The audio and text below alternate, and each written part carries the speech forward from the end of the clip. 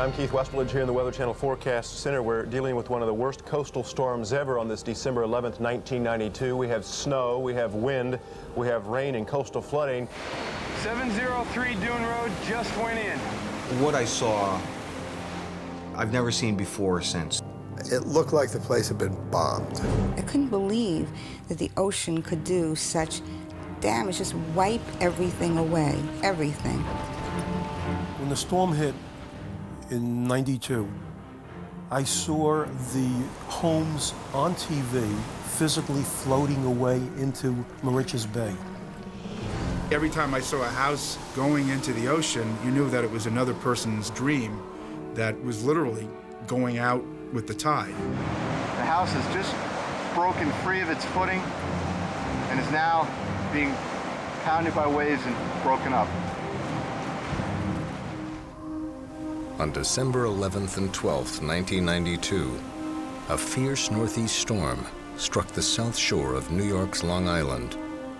The nor'easter tore a hole in the barrier island at West Hampton Beach, destroying over 150 homes and causing millions of dollars in damage. While the destruction of this barrier island was the result of relentless winds and pounding surf, equally to blame were decades of political negligence and short-sightedness, and a disastrous erosion control project that destroyed the beach it was designed to protect. When I visited the barrier beach after the storm, I felt that this was a clear example where government dropped the ball. It was absolutely the most frightening display of government and bureaucratic incompetence that I could ever imagine. The politicians, frankly, had no interest in the survival of this area. This is the story of how a group of homeowners fought man and nature to bring their ocean community back from the brink of destruction.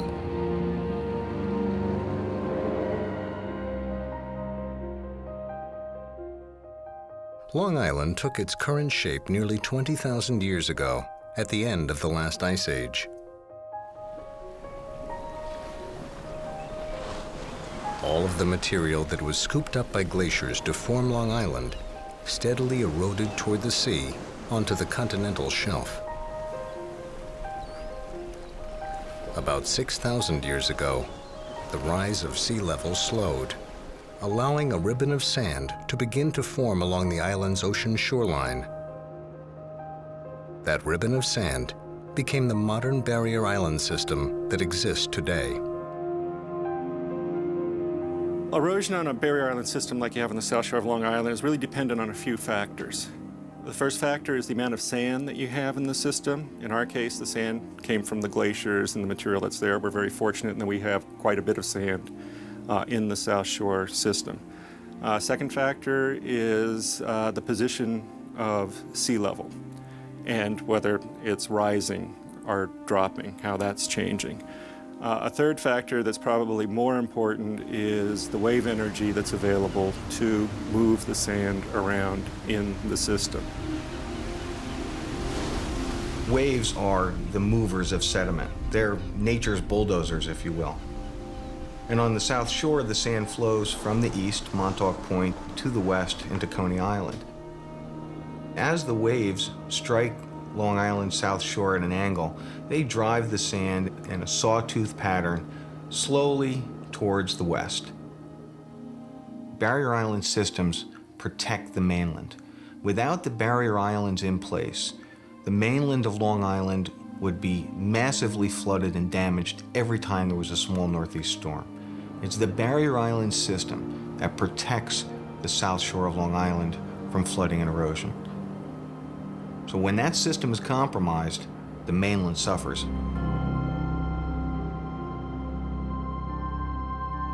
West Hampton Beach was settled in 1666, when English settlers purchased land from the Shinnecock Indians. For almost 200 years, the area remained an isolated farming community more than 75 miles east of New York City. The barrier island was used for the grazing of livestock, harvesting seaweed, shellfish, and marsh hay, that was loaded onto barges and brought back to the mainland. In 1870, a Long Island Railroad stop was established at West Hampton Beach, instantly transforming the area into a resort and vacation destination for people from New York City, and giving rise to the exclusive communities that became known collectively as the Hamptons. As the tourism industry grew and hotels and rooming houses sprang up on the mainland, the Barrier Island became home to private beach clubs and large vacation homes. At the western end of the single east-west road called Dune Road, working-class families from across the region built small summer cottages and bungalows. Most of the houses were on the ground or on the dune. They were one-story. They were wood. Maybe 2 or 3 of them had been winterized, but for the most part, they were pure summer houses. There was this misconception that the people that lived in these houses, because it was on the ocean, that they were all wealthy. That perception was simply incorrect. These were school teachers, New York City firemen, blue-collar workers who had saved up all their money to buy these houses or to build these houses, and this was their dream. This is where they wanted to retire. The quiet, rustic life along the narrow Barrier Island remained relatively stable for decades, even though the perils of a major ocean storm were always a reality.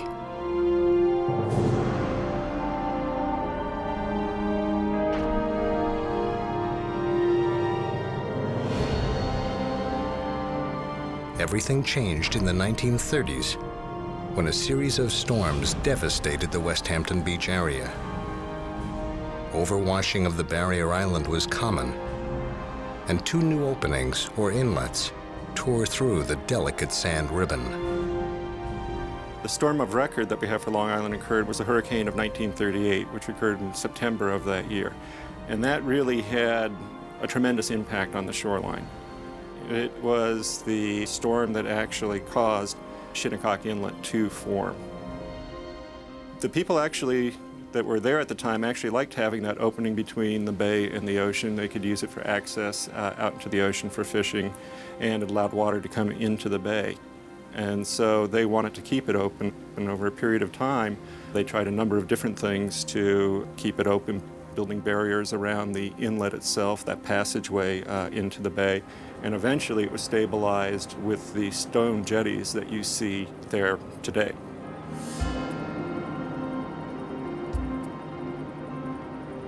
That inlet probably had the biggest impact on the area to the west. Because of the natural flow or transport of the sand, the way the waves come in, sand is moved from east to west on the south shore of Long Island. There's a net transport. It does move in both directions, but there's a net transport from east to west. And the inlet and the stabilization of the inlet blocked that flow of sand, and it trapped a substantial amount of sand, not only that you can see on the beach there. Sand went into the inlet itself, and it also was pushed offshore as the tides went in and out of the inlet. So the erosion rates, which might have been on the order of 1 to 2 feet per year before that inlet was formed, jumped up considerably, anywhere from 5 to 15 feet after that inlet had formed, because it was trapping the sand. Now, Mauritius actually occurred in a storm in 1931, and then it was eventually stabilized. Since that's further to the west, it has much less of an impact on West Hampton Beach, and its impact is on Fire Island and points further to the west. Geologically, the inlets transfer sand from the ocean side of a barrier island to the bay side of the island and allow the island to widen in response to these wave forces, sea level rise, and sand supply. So inlets are extremely important geologically, and they allow barrier islands to be very stable planforms. Natural inlets are ephemeral features. They might be open for a few months or a few years, but eventually they become clogged with sand and become reintegrated back into the entire barrier island system. It's only through man's actions of stabilizing inlets that we disrupt that natural system.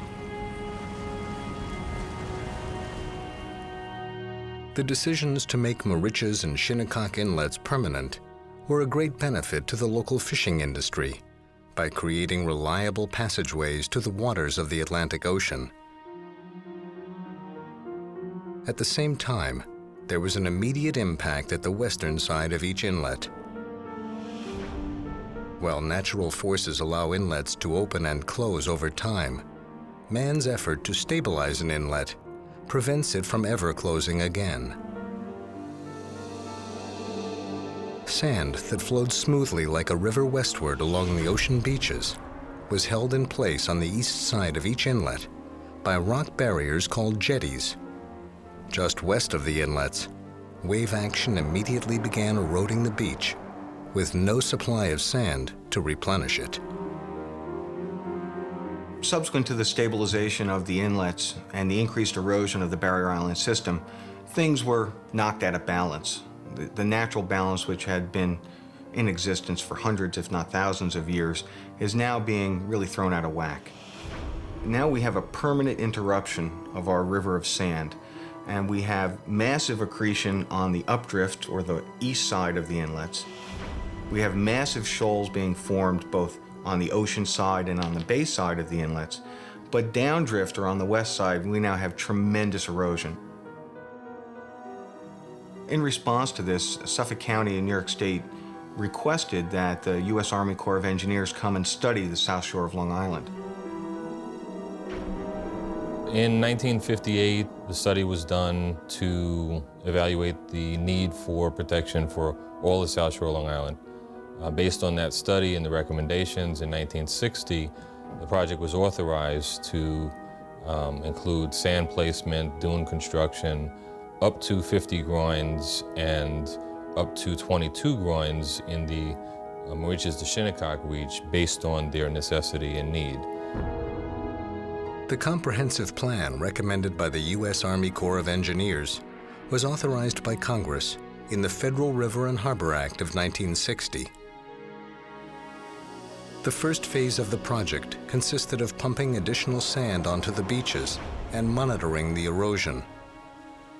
If needed, a string of up to 22 rock barriers, called groins, would be constructed between Moriches and Shinnecock inlets. Each groin would extend into the ocean, locking the existing sand in place and preventing beach erosion. So the original plan involved putting sand on the beach, monitoring it to see what happened if you had erosion that was too high, to start putting these structures in which would help hold the sand there. And that plan called for the structures to start at Moriches, which is the furthest west of that reach, and build them back towards the east. And the reason behind that was, since you had the flow of sand going from east to west, you would minimize the impacts of downdrift erosion that would be caused by these structures. The Army Corps, in reviewing their study, said what we need to do is to bolster this sand supply system. We need to provide new sources of sand to the barrier island system, and we need to bypass sand around the inlet obstructions. And that was the genesis of the modern West Hampton Beach project, a project that got turned on its head by the local interests, by the County of Suffolk. The Suffolk County Board of Supervisors couldn't agree with federal officials on key components of the Corps' plan. As the disputes dragged on for months, then years, the county ignored compelling evidence of disastrous consequences from the next major storm. Then, Mother Nature delivered a wake-up call.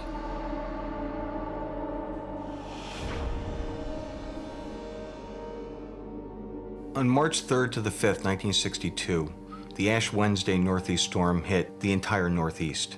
It was a giant low-pressure system that sat off of the New York Bight for 3 days, and it caused tremendous damage from Delaware to Massachusetts. And on the south shore of Long Island, it actually breached the barrier island system at West Hampton Beach and formed a new inlet from the ocean into the bay. In response to the devastation left by the Ash Wednesday storm, President John F. Kennedy authorized immediate action to close the new inlet at West Hampton Beach, and emergency work began without delay. But the measures needed to solve the ongoing erosion crisis were still the subject of lengthy debates and countless delays. County Executive H. Lee Dennison, himself an engineer, was in favor of installing the groin system, but began to challenge the necessity and cost of certain parts of the plan. The county was concerned that the cost of putting sand on the beach was too expensive. And as a consequence, they requested that the Army Corps build stone groins into the ocean without sand fill.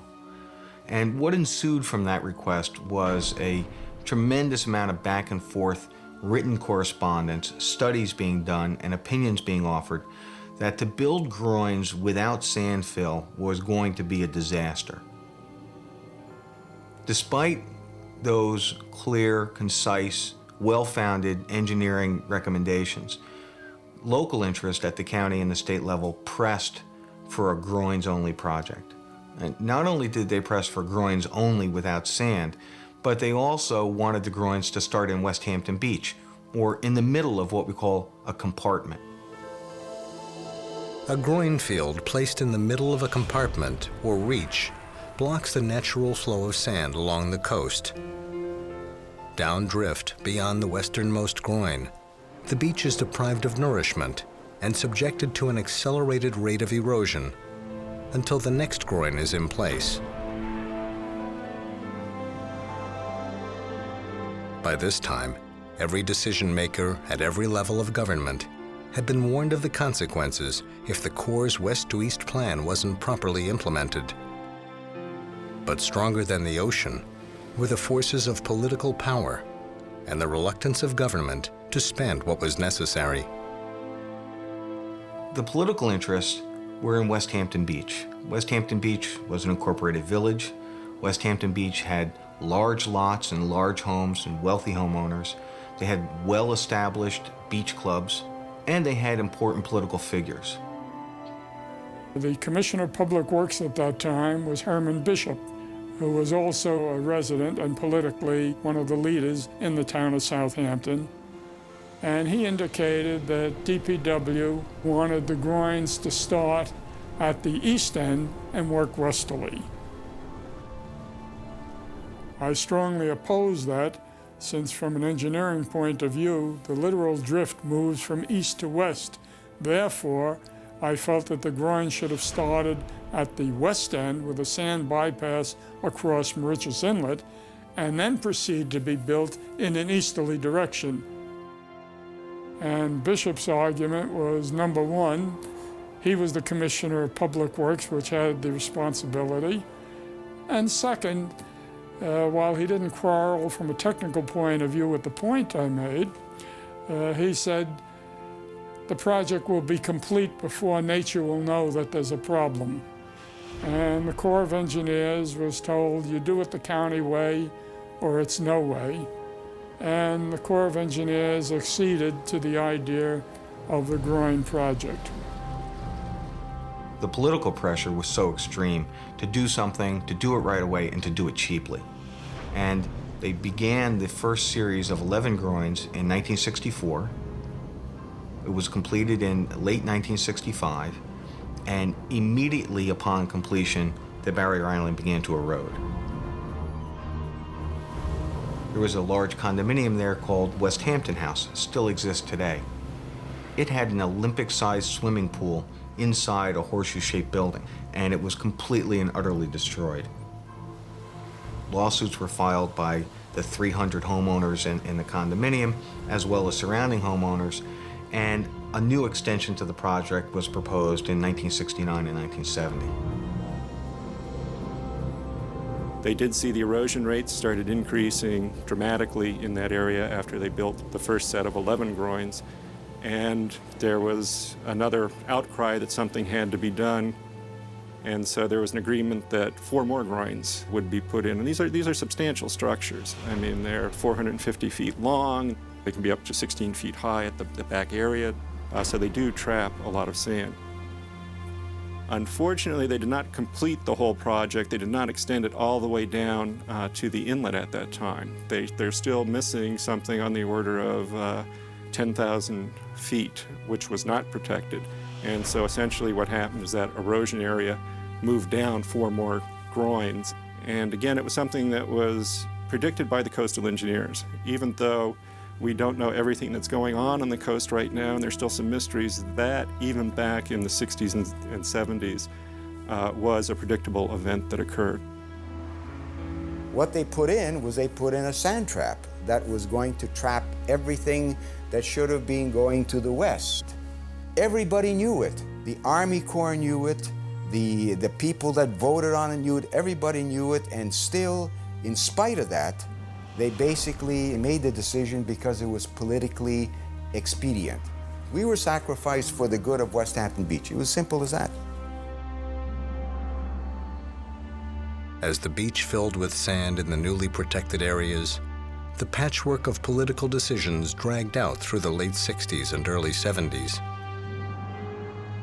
The county had only succeeded in shifting the erosion problem further west, with 15 new groins now protecting the elite beach clubs and homes.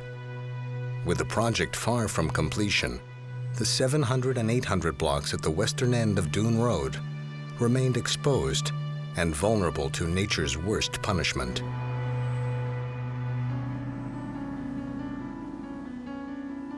The project didn't go as quickly as Commissioner Bishop had indicated it would. In fact, years went by, and initially only half the project was built. By this time, John Klein, who was the presiding legislator, was now elected county executive. And he took the same position that most environmentalists did, that we shouldn't tinker with nature, and that he was personally opposed to the construction of any additional groins whatsoever.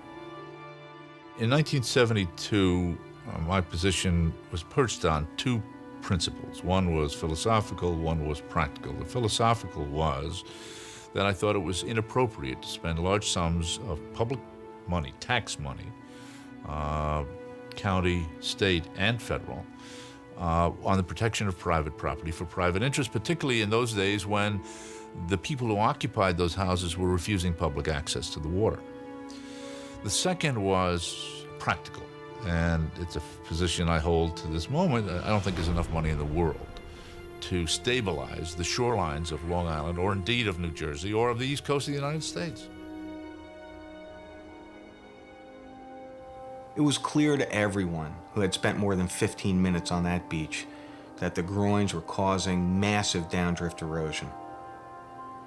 The 2 miles from the end of Groin 15 to Mauritius Inlet is being devastated at a rate of up to 40 feet a year.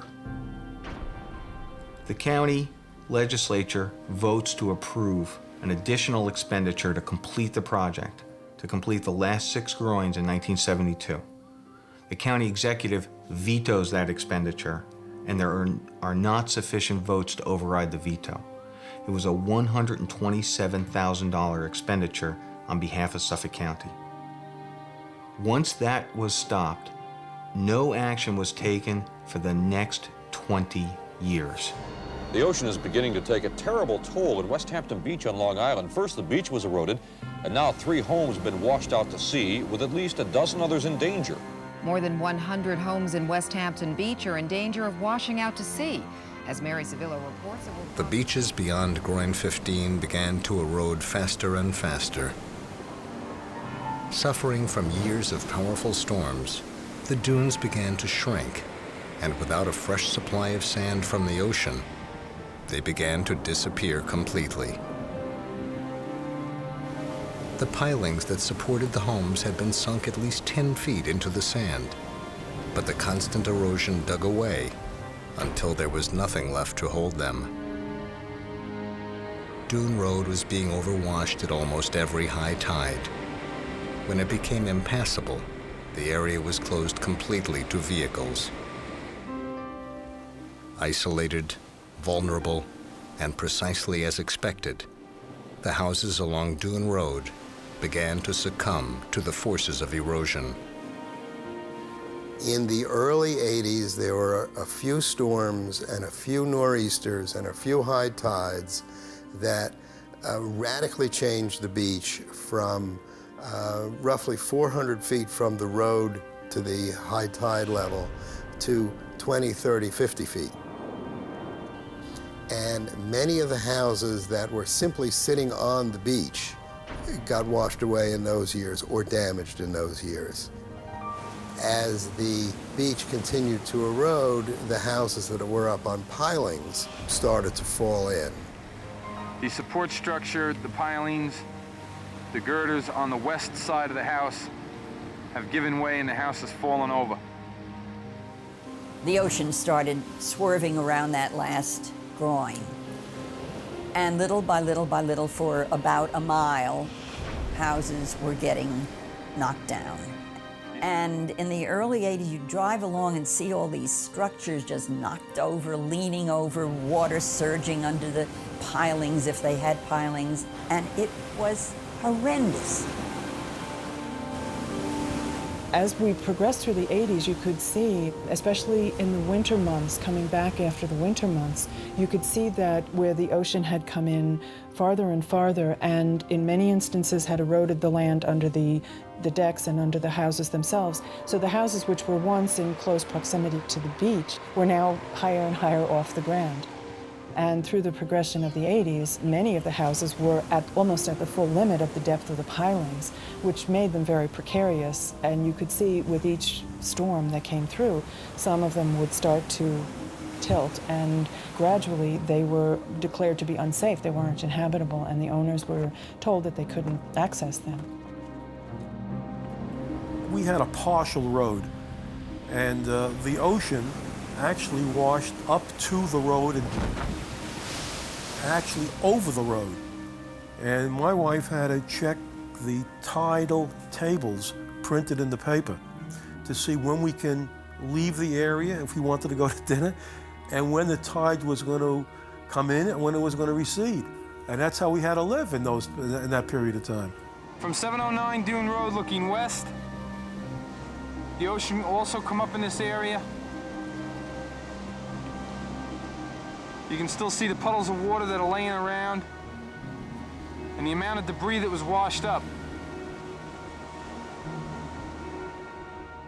Homeowners were adding sandbags on the beach. Poles were put in the ground with rubber tires to try and trap sand that would wash in and not be able to wash out again to build up the beach.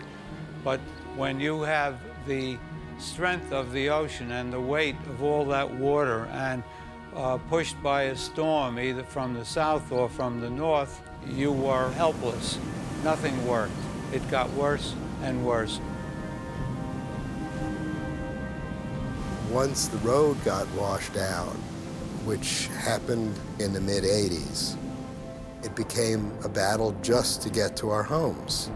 So most springs, we went into court, almost every spring, to force the town of Southampton to let us to get into our homes. Getting public access to people was getting to really be a problem. Dune Road would wash out, it would have to be replaced, and the question would be, well, how much money is the town going to spend on keeping the road in place, because it was very hard to keep the road in place in those days. So there started to be issues, certainly with regard to property damage, but also providing people public access, and then from the town's point of view, the liability of allowing people to be out there in what was a fairly dangerous situation. Then, of course, there was the issue of security also. To give you an example of just how serious the erosion problem is, a portion of Dune Road has been washed out, leaving some 250 homeowners without utilities and a safe way to get to their summer retreats. We have the Barrier Beach in this particular location closed down to all pedestrians and vehicle traffic. As you can see behind us here, it's a complete disaster. We've lost 3 houses now. In 1986, with a growing disaster on his hands, Town Supervisor Martin Lang set up a police command post to protect the homes, and presumably to protect the homeowners. This decision took a heartbreaking situation and turned it ugly. the town had literally constructed a barricade and manned it with armed guards, armed personnel that would not permit us to go to our homes. It was an absolute outrage. We would only be permitted access in the winter certain days, certain hours. We had to call in advance. They'd put us on a list. If we weren't on the list, they'd send people home. It was amazingly heartless. I couldn't understand how anyone could do that. A public official could affect that kind of an order, where if you didn't call in advance and get an appointment to go to your home, you would drive all the way out here and be turned back. It did lead a couple of times to some pretty tense moments. Why for 17 years? All the private beach clubs, all the private village beach clubs are jetty protected. $100 million worth of Suffolk County property. They couldn't put 5 jetties in there?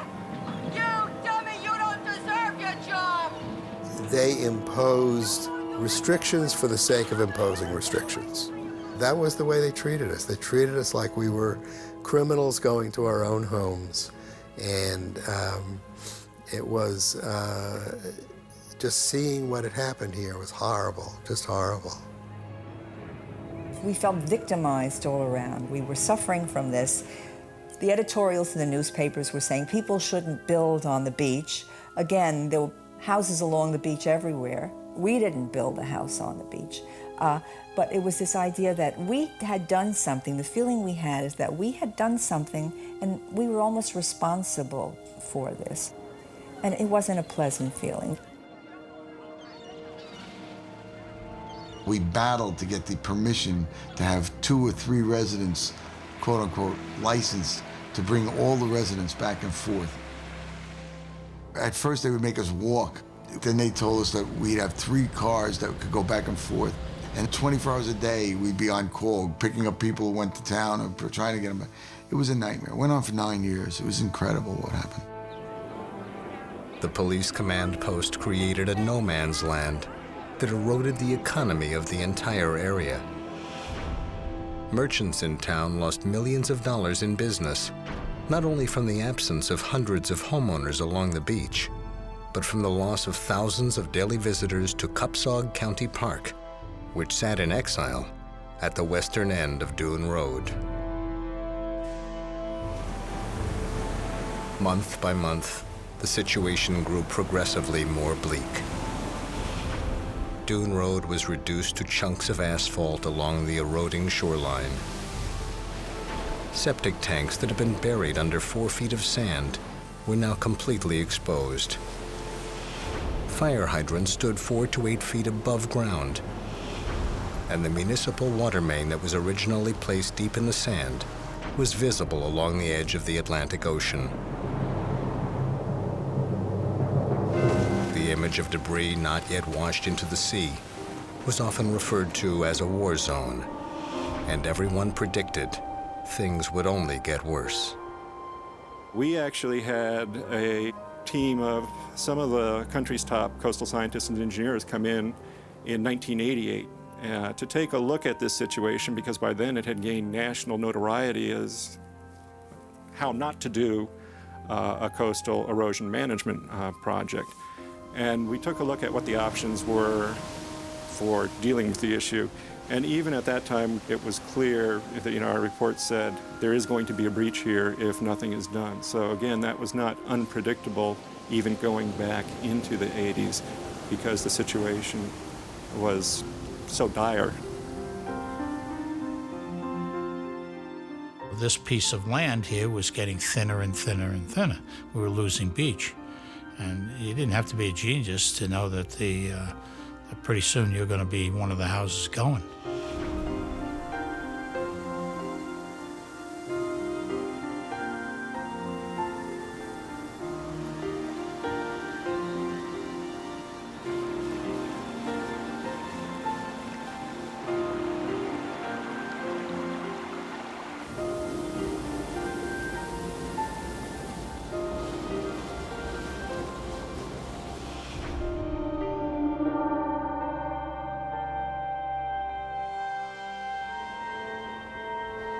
By the early 1990s, the area was flat. The dune system had been erased. The beaches were eroding anywhere between 25 and 40 feet a year. The island was only about 12 or 14 feet above sea level, when normally it's more than double that. In Halloween of 1991, we had a massive storm, very similar in size and extent to the 1962 Ash Wednesday storm. And that nor'easter actually overwashed the island and caused deep, what we call cuts or grooves, from the ocean right through to the bay.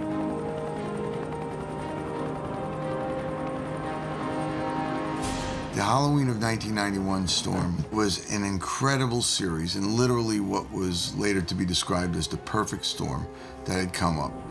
The combination of three major storms meeting in the Atlantic at exactly the right time and crashing onto shore with incredible power.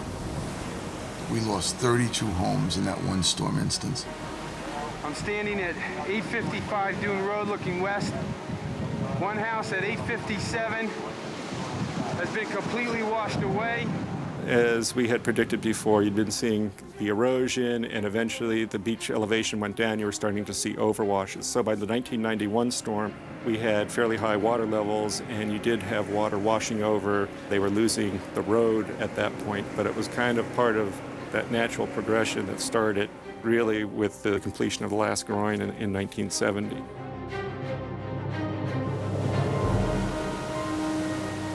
After the Halloween storm, we started to realize that this was a serious situation. It wasn't just sand that maybe could be put up on top and that would protect us, that the actual backbone of our island was coming apart and that we were facing serious tragedy. We started to really lobby on a stronger level Washington, D.C. With the incidents that occurred in Halloween, while it may have motivated some people to be more responsive in the way they heard us, they certainly weren't doing anything for us, and they started to wonder whether anything could be done.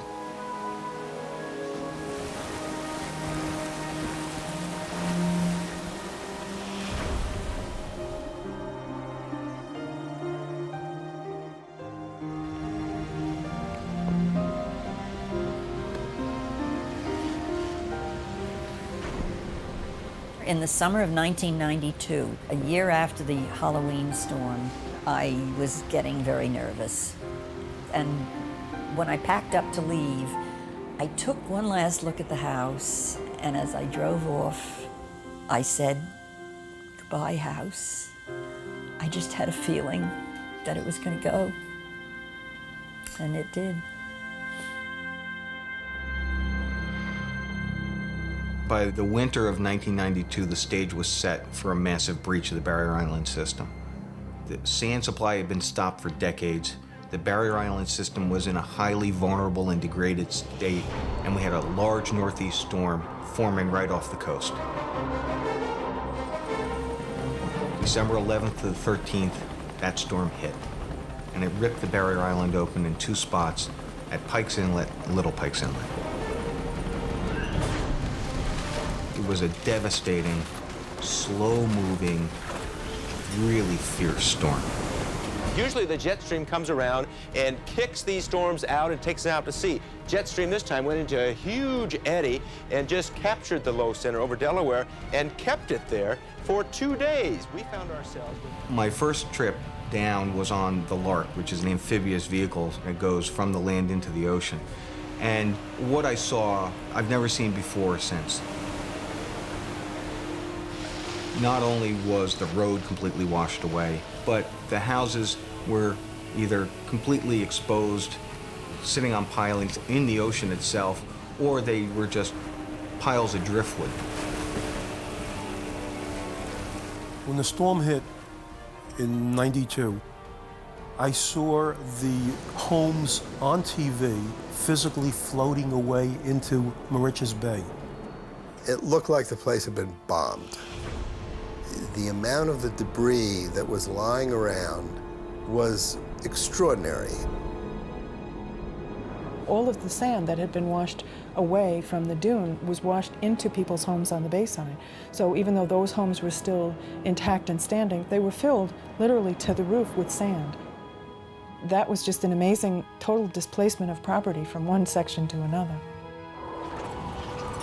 there was tremendous damage, and I was greatly surprised to see so many structures in the water, refrigerators floating. I mean, there were all kinds of debris all over the place that had resulted from this disastrous wipeout of those homes and that section of the beach.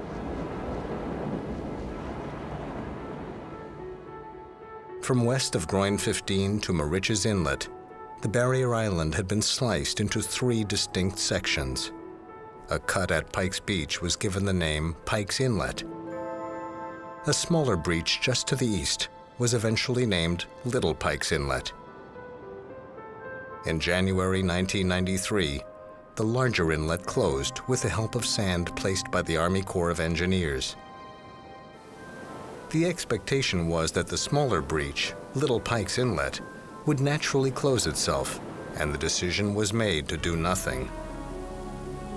But instead of closing, Little Pikes Inlet continued to expand, putting more homes in danger every day. Without the immediate action to close the second home, we watched a series of storms come up across the East Coast. And ultimately, between December of 1992 and March of 93, create a breach that was over 3,200 feet wide, 20 feet deep at points, and had devoured 120 families' homes. It was absolutely the most frightening display of government and bureaucratic incompetence that I could ever imagine. We literally watched home after home fall into the ocean while government squabbled over who might have become culpable if they went to fix what was only a $60,000 hole.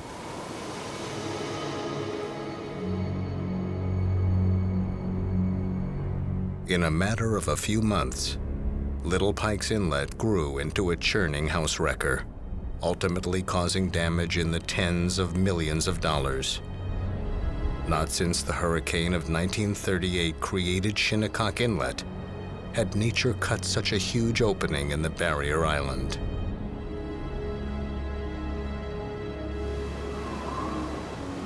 New inlets are enormously powerful. And they're powerful because they have a very short distance to travel between the ocean and the bay. And as a consequence, the water flows very rapidly. We're talking millions and millions of gallons, up to 5 to 6 million gallons on each tide, going 2 or 3 or 4 knots. That's a tremendous force, and it carries with it all the sand, all the debris, all the transformers from the utility poles, the asphalt from the roadway, just being injected right into the bay.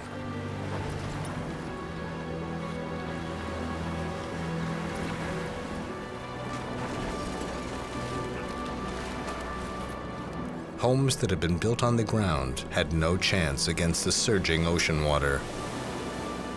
Some that stood on pilings withstood repeated blows, while others slowly tipped into the sea.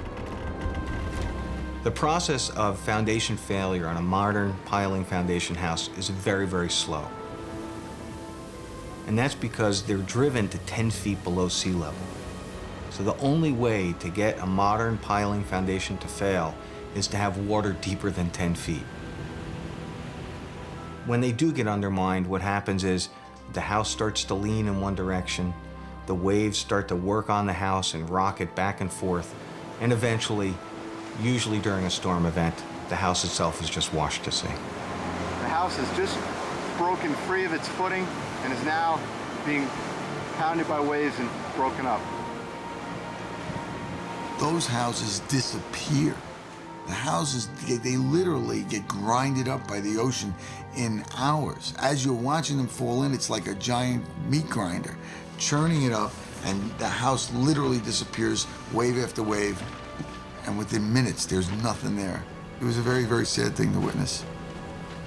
Every New York television station wanted a picture of a house going into the ocean. That was dramatic footage for them.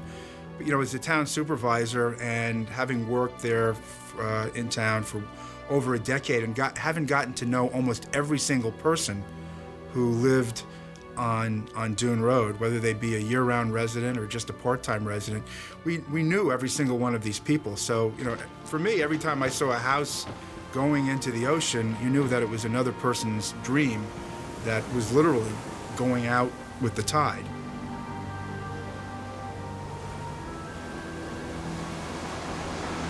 $719, $729. As the situation got worse, they had a hotline. And you would call the hotline, and what they would do is simply read off the numbers, the addresses of the houses that had been lost, gone down, had gone into the sea, and you kind of waited there, holding your breath as they got closer to your number, wondering if your number was going to be one that was called. 703 Dune Road just went in. After a while, you almost wanted it to happen. You wanted to call up and have them tell you that your house was gone, because the anxiety was terrible, and also you lived in a state of suspension. There was always this feeling. It was a not knowing feeling, and we were very pessimistic, I have to tell you, at that time. You know, we had a very normal reaction.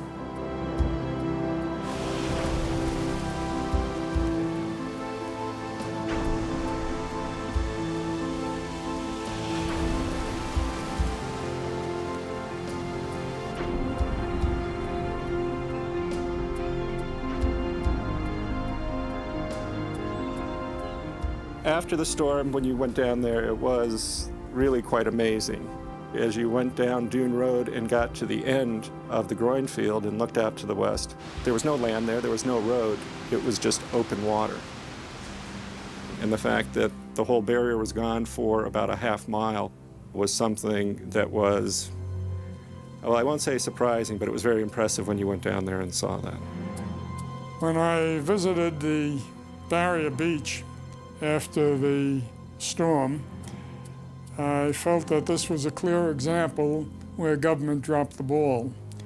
Once the decision was made that houses were going to remain, the complete decision should have been that protective measures would be taken so that we wouldn't wind up with a catastrophic event. I think immediate response should have taken place, which didn't occur. And that, to me, is not the way government should carry out its responsibilities. We were not able to get down here for quite a while.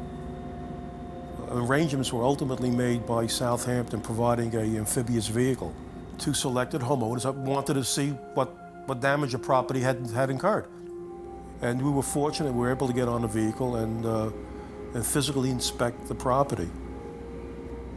This vehicle went into the ocean and returned to this island, which was an island at the time.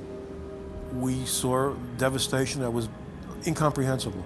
You could have built a city with all the lumber and the windows and the roofs and the glass and the refrigerators and the stoves parked, all over the area. It was absolute complete devastation. Coming back here and seeing the change, seeing a house that was no longer there, your friend's house, your neighbor's house, seeing damage to your own house was heartbreaking. It was very sad, and you just knew that yours was next.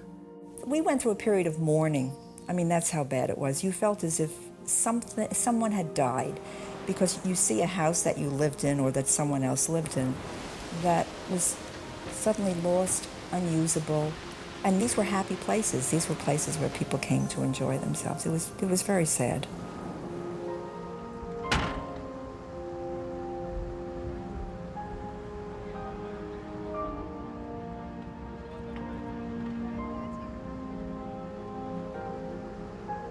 It was rather horrendous. You cannot believe you come to the spot where you know your house was, and there is nothing there. No wood, no wreck, no nothing. I just stood there and communed with the spot, which I did quite frequently. I'd come down in a chair and just sit there and say, well, this is still my land anyway. Thank God for that.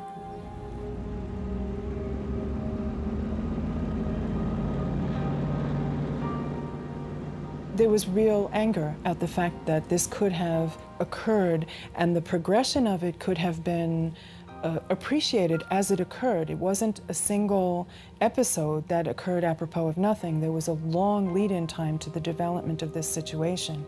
And it was very upsetting and disturbing and shocking to realize that so many people had been impacted.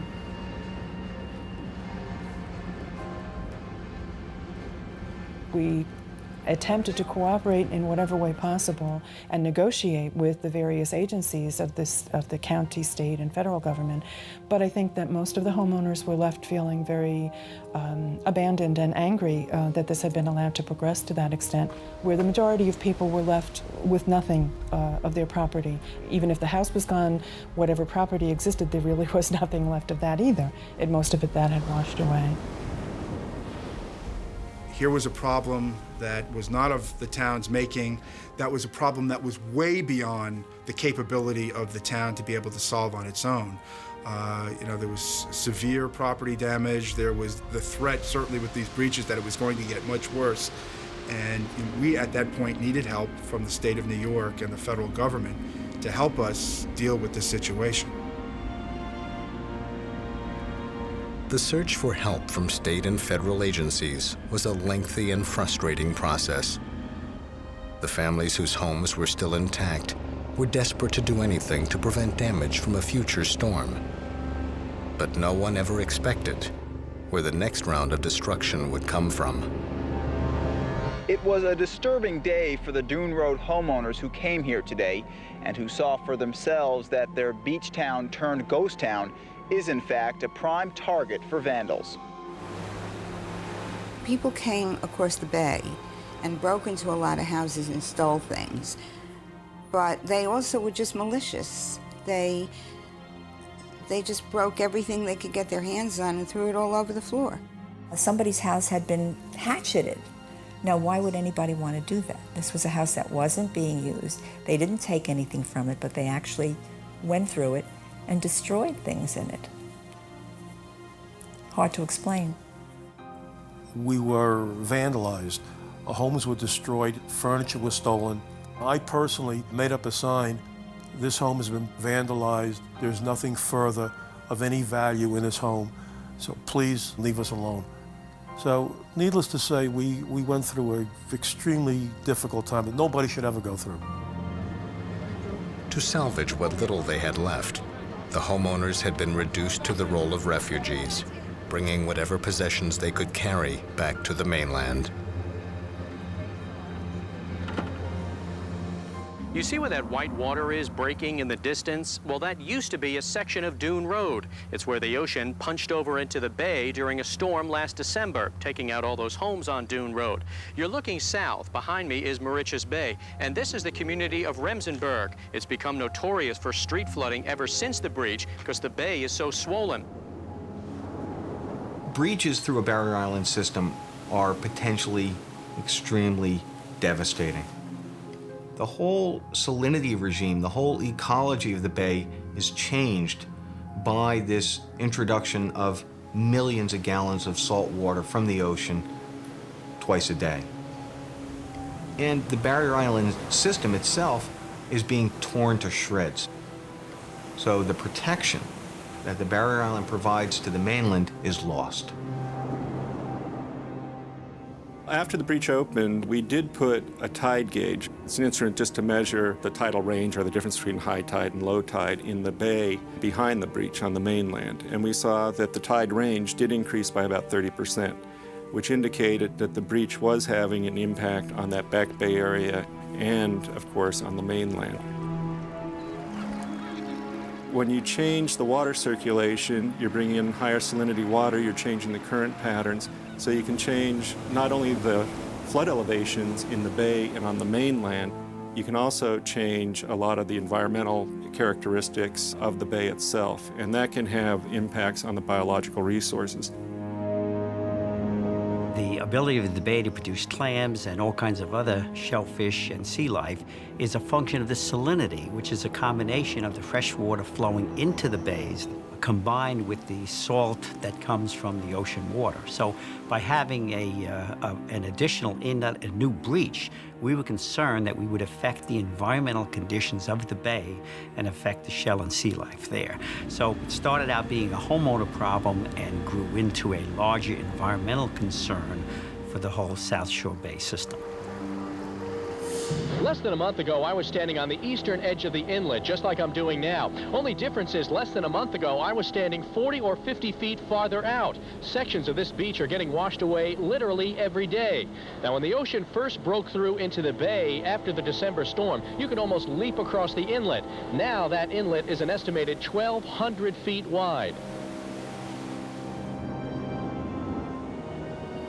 When that breach occurred, as with all breaches, it could have been filled perhaps with a couple truckloads of sand. You could have almost jumped across the breach. However, members of the environmental community, not related to the barrier beach, said, let Mother Nature do the job, that Mother Nature determines where breaches should occur. Generally, that's a fair statement, except when you understand that those groins interfered with the natural processes to begin with. It wasn't Mother Nature that weakened the barrier beach. It was the presence of the groins to the east which weakened the barrier beach, therefore allowing the breach to occur. When the breach originally occurred, if we had gotten quick and prompt action from the state and from the federal government, that breach could have been closed for literally tens or maybe hundreds of thousands of dollars. That's what it would have cost if they had helped us initially. Ultimately, of course, it ended up being a multi-million-dollar project, and it pointed out a flaw, I think, in the federal policy where preemptive action they're not willing to take, but when there's a disaster, they can come in and help. Well, that simply wasn't a cost-effective policy. And the failure of the state, and particularly the federal government, the Army Corps of Engineers, to help us at that point in time, at a time when it could have really made a difference, resulted in literally millions of dollars of federal tax dollars being spent that could have been avoided if the Army Corps had simply come in early. Most people in New York, in this particular case, are subject to 4 different levels of government. You got the federal government, which provides funding through the Army Corps of Engineers to solve these kinds of problems. Then you have the state of New York involved. Then you also have the county of Suffolk. And then, of course, you have the local township of Southampton. And so the problem is getting all of those organizations to work together to put together the kind of money in an appropriate proportions to get the job done. And obviously that took probably more time than we had hoped for, which left more of the homes vulnerable to additional storms. When the breach in '92 happened, we began an emergency procedure process, which basically calls for us preparing a decision document for emergency procedures to fill the breach. That report went through our internal review, went through state review, went through our headquarters review. So it was a timely exercise, and there was discussions as to how the breach would be filled, to what level it would be filled, what would be the design template to be used if it's filled and when it's filled. A lot of that discussion went on, and then we got hit again with the March '93 blizzard, which only made people even more aware that something needed to be done quickly. That process continued for a while, and it wasn't until September of '93 that we actually had approval. And that approval meant the approval of that decision document, the approval of a project cooperation agreement between us and the state of New York, and execution of that project cooperation agreement. With those completed, we were able to award a contract and complete closure of that breached area.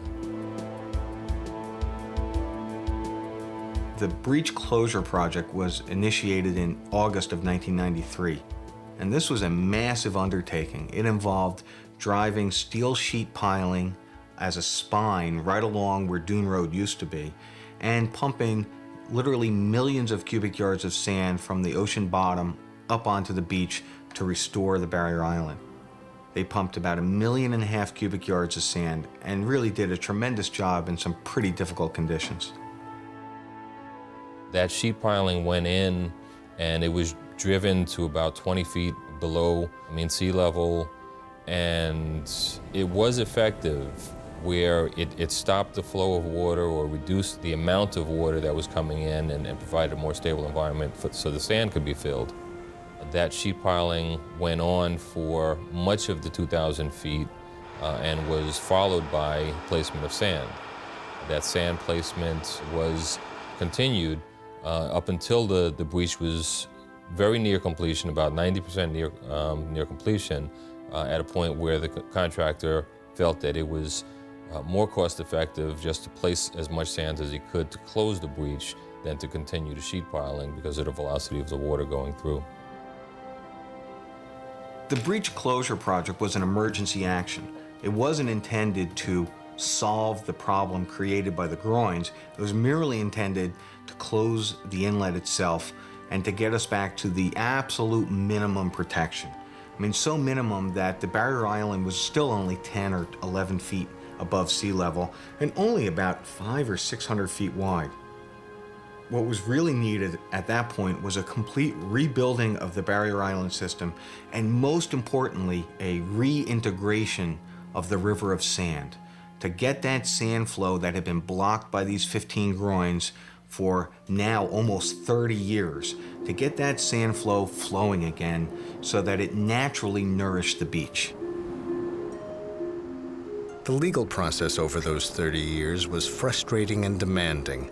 As early as 1973, the homeowners along the barrier beach began a string of legal actions to force the federal government to complete the original 22 groin project. The lawsuit got started and very quickly just lay dormant. It was never pursued, primarily because there were no problems. In 1982, 1983, when houses started to wash away and the beach was washing away at an extraordinarily scary rate, that's when the homeowners began to really mobilize and really realize that they had to do something to protect their homes or else they would go away. And in 1983, they created the Barrier Beach Preservation Association, which is a not-for-profit corporation, realizing that they could focus on the environment and get tax-deductible contributions, which could fund the lawsuit. The Barrier Beach Preservation Association tried to win over public opinion as to the fact that if we died, the mainland was going to be next. There was no protection against storms, nothing at all. So that protecting private property was not the goal. It was really protecting the mainland. The private property, preserving it, was really a secondary thing. We were totally unsuccessful. Over the years, we almost reached settlements with all of the governments. There was the federal government, the state government, and the county government were all involved in the lawsuit. And at one point in time, the federal government was ready to settle, but the state was not, the county was not. At one point, county and state were ready to settle. The federal government was not. In fact, at one point, there was a settlement that was signed, sealed, and delivered, and then the New York State Secretary of State, a woman by the name of Gail Schaefer at the time, killed the settlement. In 1987, New York Secretary of State Gail Schaefer, the administrator of the state's Coastal Zone Management Plan, objected to the proposed settlement because the public would not have access to the beaches being protected. The state's change of course left the homeowners feeling betrayed and scrambling to enlist support to continue fighting. The state had been telling us, if you get the county to agree to pay their share, we're going ahead with the project. We want to finish the project. We got the county to agree, the state backed out. Another case of governments lying through their teeth just to, let's say, get you off their back. So once the state backed out of the settlement, it was now back to the drawing board, back to the lawsuit.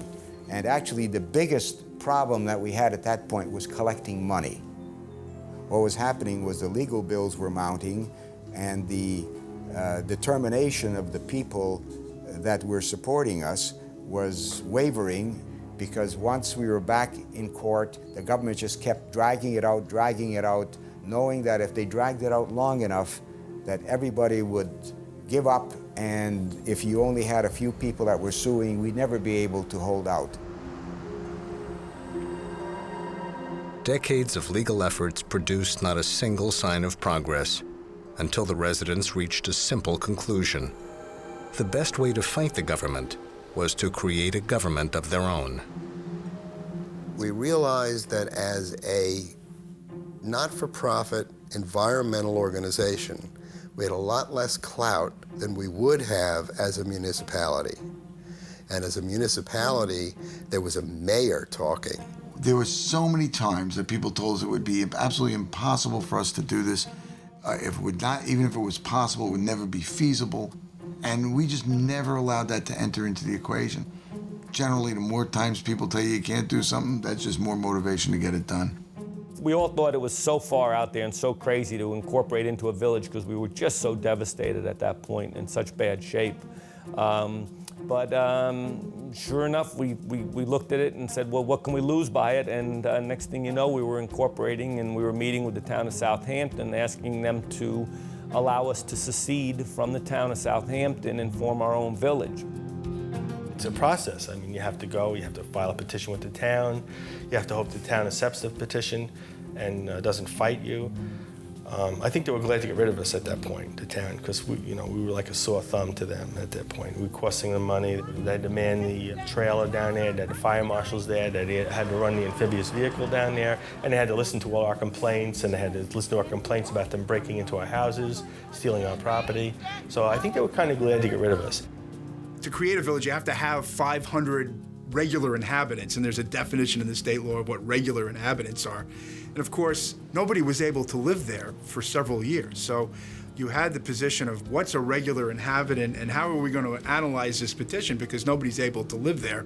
And we felt that we needed to give the most liberal interpretation of inhabitant, given the circumstances. And that is, we went back to before the damages had occurred, who was there, what houses were there, and that's how we analyzed the petition, because that was the only fair way to do it. The town of Southampton that would have to approve our becoming incorporated was so happy to get rid of us that they allowed us to register our brothers, our sisters, our parents, our nursemaids, our dogs, our cats to vote. And everybody registered as many people as they possibly could. We signed the petition, and Southampton said, go, be gone. They were not getting any taxes from us. They were spending money on us. They were happy to see us go. We had to have a public hearing on the petition, and I swear to God, there's been no public hearing in the state of New York on a village incorporation like this one, because there were no structures in the area. You have to have the hearing in the place where the incorporation is going to occur. We did it in a tent. They set up a tent at the end of the road and said, we're signing the papers and good luck. And so then we realized all of a sudden, oh my gosh, we're a village. And Gary was the leader, so we'll make him the mayor, and let's see who was doing this. And all of a sudden you had 4 guys that were kind of involved, me being one of them, and said, okay, we're the 4 trustees, and what do we know about politics? Nothing. But we got a village to rebuild here, and we're gonna make it work. If we're a village, now we're a governmental entity. Now we can tax people, we can tax the property, so everyone has to pay their fair share, to help fight this lawsuit. And we can also do our own zoning, we can do our own policing, we can take control of our destiny. The reason for the village to exist and their singleness of purpose was to get their area restored, to get the federal government in particular to step up to the plate and provide the kind of dune restoration and beach restoration plan that they had been seeking through litigation for many, many years. On November 19th, 1993, the village of West Hampton Dunes was officially incorporated. It was a village without any permanent residents or a village hall, and until March of 1994, no legal governing body, only a grassroots team of leaders determined to overcome incredible odds and rebuild the beach. In '94, now that we got the tiger by the tail, we're faced with some pretty daunting challenges. We needed to construct a board of trustees. We needed to select a mayor. We needed to construct or elect a planning board if we wanted, and we needed to start to decide how we were going to control our zoning. We needed a zoning board of appeals. We needed a heck of a lot of input, and we also needed to know how to run a village. There were no residents here. The road had been cut off every year. At the time we took over the village, there was no water connection. There was no police protection. We had no garbage. We had no fire. We had nothing. Lilco at the time was giving us a real hard time about putting the electric in. So what do? We call the Public Service Commission, call for a meeting, and again, it's a village against Lilco, and the Public Service Commission said, you're gonna give those guys power out there, and you're gonna give it to them right now. And we just picked apart at an area at a time until we were able to bring the village together. And we still pick apart at areas at a time and keep moving ahead with it. But we weren't gonna let anything stop us from completing our goal of making this a village. We really did have a renewed vigor. People started to really flock back out, and it was very encouraging to see how enthused people had become by this one little change. The ocean hadn't changed, the washovers were still occurring, very little was going on, but the opportunity to become part of this process, village meetings, we used to hold them in the bowling alley in Farmingdale because we had nowhere else to go, were packed. We had hundreds of people showing up. I can't express to you the amount of unbounded support we had just by the simple change, the simple hope that something was going to happen. With the breach closed and villagers eager to repair or replace their homes, the new village government knew there was much to be done. With each new storm posing a new threat, West Hampton Dunes was only able to handle small breaches and overwashes with tractors and dump trucks. It would take a settlement with the federal government to finish the groin project, rebuild the dunes, and fully restore the beaches to their necessary strength. We no longer had to go through the town of Southampton to get the attention of the federal government. We had our own mayor, and our own mayor can call direct to the federal government and say, hey, you're not taking care of business within my village. As bad as we were, it was our village. And pretty much the federal government decided that we weren't going away. That's what the settlement came about. It was right after we incorporated. Once we had secured our position as a village, and it was obvious that the federal, state, and county government were looking for a softer place to fall, we were in a position to negotiate what became literally a federal court order. At that time, our case represented $300 million worth of damages. As strong as our position was, we were going to give up all of those damage claims. We were not going to ask for a penny of that money back. All we were going to ask was that they remedy what had caused the series of erosions that had caused the island to come apart. They remedy that process and allow us to build our homes back. For that, we were going to offer back public access across the beachfront, open the road, get people back down to the parks, and we would drop that $300 million worth of damages, which we were so clearly entitled to. And we did. The lawsuit settlement with the government includes the creation of a new public beach. As part of the restoration project, property owners agreed to give up 4 miles of coastline, about 200 feet wide, that will be open to the public. Nearly 30 years after they began, the Army Corps of Engineers returned to the barrier island to achieve the goal they had detailed in 1958, a working erosion control solution that extended all the way to Moriches Inlet. The new master plan was called the West Hampton Interim Project. With the project that was developed, there was a conceptual agreement that the groin field would need to be modified. The desire was to taper the groin fields to allow for more sand transport from the existing groin field to the western areas. We tapered the last 2 groins, 14 and 15, reduced them back and added a supplemental groin in between the 2, what's now known as 14A. Those groins and those compartments were filled with sand, and the groins to the east of those were also filled and any sand moving west would have a smooth transition and would be able to reach the areas in West Hampton Dunes and further to stay within the system. The entire area within the village of West Hampton Dunes up to Cupsog Park was filled with sand to extend the berm to provide protection of a dune that was also constructed. The material was hydraulically dredged off the bottom of the ocean and pumped up through a pipeline onto the existing, whatever existing beach there was. At West Hampton, it was a challenge because the existing beach was only that beach that had been created during or right after the emergency of '92. So there was a small beach that we had to build this much, much larger beach on top of. The dune is not built differently. It's still the same material that's coming from the offshore borrow, but it's created by land-based equipment such as bulldozers. The dune afforded a protection that was raised to a level of about 15 feet high, about 75 feet wide at the base, and that protection was given with the understanding that residents in that area would then be able to build their homes north of the dune, so they had a footprint to get to the dune from Dune Road.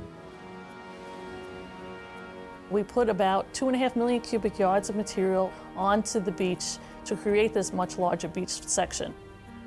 The beach is about 90 feet wide, plus the dune at about 75 feet wide, plus all the material that went from the landward end of the dune to Dune Road. So the beach that we built was over 300 feet wide in '96 and '97.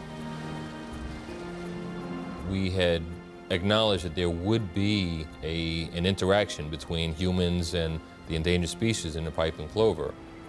But we also acknowledged that in order to minimize some of the impacts, a construction period that actually included the nesting periods of the piping plover would be less intrusive than having to break up contracts and construct over a period of 3 years if we didn't have that opportunity to work during the plover season. So the construction was actually during the plover season, and we found that direct impacts to piping plovers was really non-existent. Piping plovers seemed to love human intervention, and actually there were nests that were found in very close proximity to where the construction contractors were working. As the government fortified the beaches, the entire area became primed for an explosion in repair and construction work. Almost overnight, a village was born. In a very short period of time, this place was cleaned up and livable again. There were very, very few houses. People started to build, and there were pilings being put in 50 different lots, and houses were being built like crazy. And the place was a construction site at all times. We had to build a tax base quickly so that the village could have enough money to survive, and we wanted to build a population. So that when and if we ever had another fight, another problem, and nature being what it is, we all know that's going to come one day, we would have the muscle, we would have the people, we would have the money to wage that fight. When construction estimates to rebuild Dune Road came in at close to $1 million, the village board realized their $340,000 budget was insufficient. The trustees approved the purchase of used machinery, taught themselves to operate it, and created the entire roadbed for less than $100,000. Then hired a paving contractor to finish the project. With the road completed, visitors could now return to the public beaches, and the 300-acre Cupsog County Park at the western end of Dune Road was able to open for the first time in close to a decade. Where there were no houses, there are huge mansions. Where there was no road, There is a road and paved driveways and shrubbery. There wasn't a bush, there wasn't a plant, there wasn't any living thing here. It's just inconceivable that this place could ever have looked like this. I'm standing right now where the breach was in 1992 and 93. Now, it's hard to imagine, but there was 20 feet of water here. The currents were 3 to 5 knots, and the inlet was over half a mile wide. And it's just remarkable that the house you see in the background actually survived all of that. So that house was sitting in 10 feet of water with waves breaking over the deck. But because of the strong piling foundation, once we've restored the beach and dune, the house is still there, and it looks like it's been there the whole time. After the storm, we were amazed to see what people decided to do out here, and houses began to pop up all along the road, especially on the ocean side. It's not what we think the beach ought to be, but it does allow an awful lot of people access to the ocean, and it's worked out very well from an overall point of view, I think. Look what's happened to this community. It went from a rig-dig bunch of old people that were barely hanging on to a new life. And the entire community has been revitalized. We have a base of generations that are returning, and they are going to be returning. This is the new birth of this community, and it's now really a life.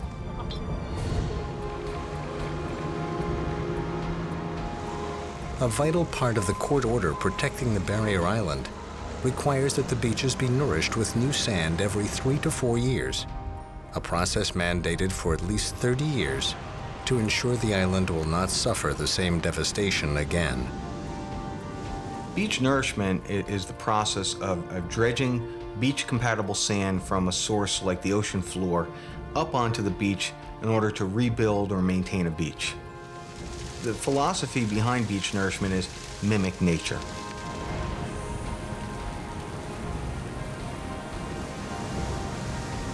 Beach nourishment is one of a variety of options you have for dealing with erosion. It has a number of benefits in that you're simply replacing a beach or something that's there, so there's some environmental benefits. It has recreational benefits in that you then have a beach that can be used.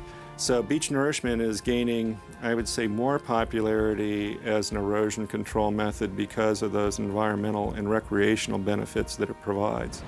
And I think, especially when you're talking about the New York City, metropolitan Long Island area, the beaches are very valuable and have to be looked at closely. The nourishment operation takes place during the winter, using a remarkable range of specialized equipment. 2 miles offshore, a dredge anchors over a section of ocean floor called the borrow area and vacuums thousands of cubic yards of sand into its storage hoppers. In around an hour, the dredge is filled and sails to an underwater pump-out station that is connected to a 30-inch steel pipe positioned off the beach. The sand in the hoppers is then mixed with seawater and pumped onto the beach.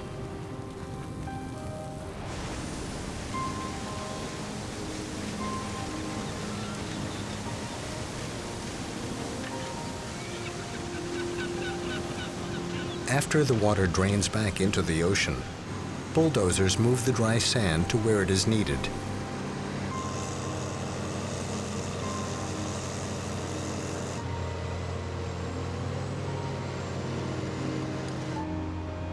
An unusual rolling tower, called a Coastal Research Amphibious Buggy, or CRAB, can be driven right into the water, where it must carefully measure the slope of the ocean bottom and depth of the sand above and below the waterline. Heavy equipment picks up and moves the steel pipe further down the beach, and the process is repeated several times a day. On an average day, the entire operation can nourish more than 200 feet of beach. Projects like these at West Hampton and West Hampton Dunes provide protection not only to the barrier islands, which are thriving areas, but provide protection to the mainland within Suffolk County, where we can provide protection to avoid damages and avoid the potential for loss of property and or loss of human lives, I think that's the protection that's greatly needed. Following one of the nation's greatest erosion control blunders, West Hampton Dunes has become a model of coastal flood and erosion protection, and the same governmental agencies that had been bitter adversaries have become partners in the village's redevelopment.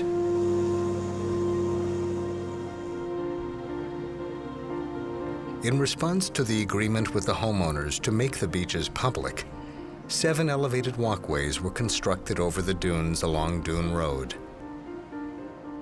And with more than 1,400 public parking spaces, Cupsog County Park and Pikes Beach now host tens of thousands of visitors each year, adding to the economic vitality of the area. The 2.5 miles of beach that make up the village has become an endangered species habitat, and West Hampton Dunes is now home to one of New York's fastest growing populations of piping plovers, an endangered bird. A federally endangered plant, the sea beach amaranth, has also become established in the area. The village constables patrol the public roadways as well as the beaches and bayfront, and their year-round presence has created a virtually crime-free community.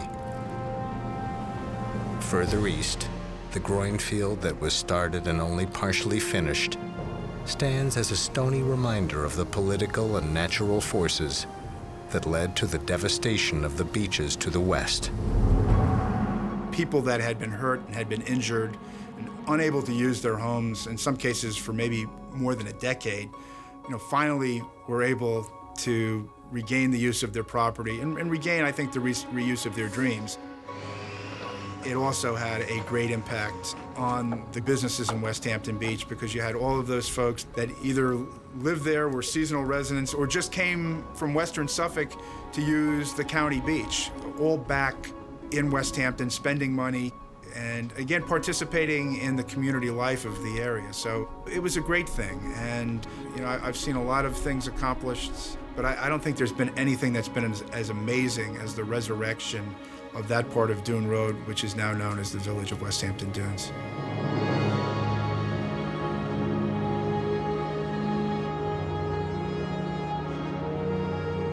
In looking at the dunes today as where we were 10 years ago, I could have never in my wildest dreams believed that we could have gone as far as we did. Understanding the perseverance of the people involved and the passion of the people involved regarding the village, I'm not surprised we're here today. And I think we're almost more premier now. The Dunes has got a name. We're not washed out anymore. We're the Dunes.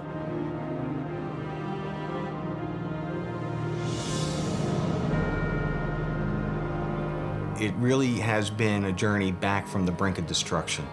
And you always kept that goal in mind. You always thought about what if, what if, what if. And I guess the lesson to be learned is never give up. A bunch of neighbors, none of whom were important, none of whom were wealthy, none of whom were significant in the public world, fought a fight against federal, state, county governments, the town of Southampton, the press, and won. I think what makes me the most proud about this entire story from front to back is the number of times that things that couldn't be done got done. The impossible was made possible by the hard work and just by the initiative of people never saying we're gonna let go. This is West Hampton Dunes. If you say it can't be done, it's gonna be done. And that's really the bottom line. I'm very proud of the fact that we've made inroads in virtually every level of government, of private rights, of public rights, and we've done it every time somebody said it'll never work. The bottom line is it's working.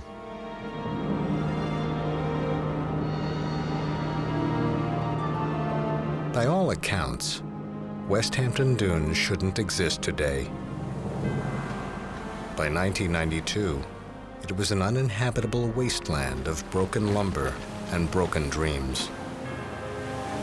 Over 3 decades, nature did its best to wash the entire barrier island into the sea, and political forces worked to block the heroic effort needed to prevent complete devastation. But the group of neighbors who founded a village on a tattered strip of sand can take pride in the power of will and sheer determination. They are the story of West Hampton Dunes.